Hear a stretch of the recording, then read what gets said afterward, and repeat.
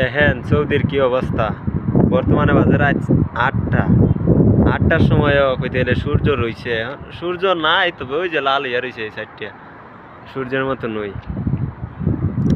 এমন অবস্থা, এমনি সোহাইলাওয়ালা সবরে উঠে জায়গা সূরজ, আবার ডুবতে ডুবতে এমন লেট করে, এমন বড় দিন।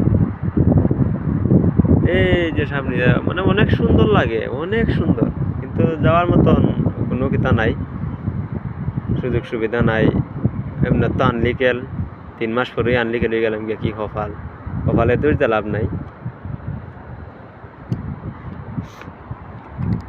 এই যে দেখা যাইতেছিল অনেক দূর, অনেক দূর মরুভূমি।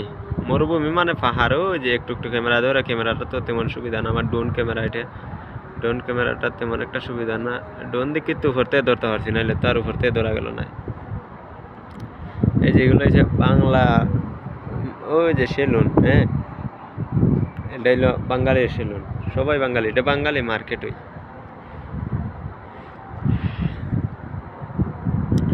এটাই কি ছিল স্বপ্নের প্রবাস?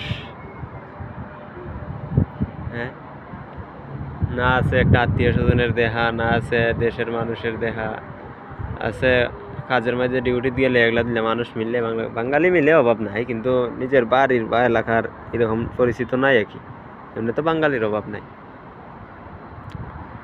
আর আমি যে জায়গায় পড়ছি, মানে আমরা সিলেটের মাঝে কোনো লোক নাই, এক কথায় আমরা সিলেটের কোনো লোক নাই, সিলেট বিভাগের।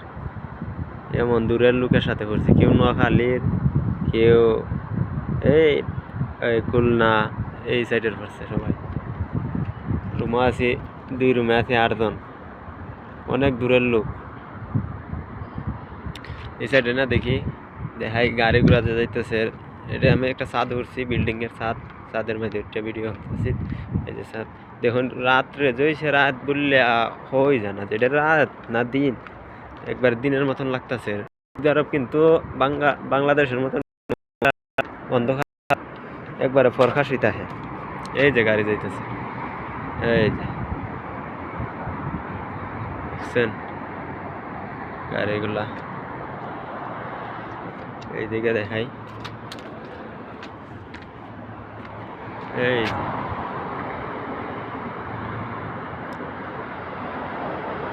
সৌদি আরব কিন্তু আবার বাঙ্গারি নাই, বাঙ্গারি আছে না, বাংলাদেশে তো মানে যে কোনো জিনিস নিয়ে বেচ চালানো যায়। যে এইগুলা দেখো ছাদের মাঝে ফুরে ফুরে রয়েছে, অনেক টেহার মাল, অনেক টেহার মাল। যদি বাঙ্গারি থাকতো তাহলে বাঙালি নিয়ে বেছে লইল না, এইরকম বেচার সুযোগ সুবিধা হল হানো নাই, সব জায়গায় নাই।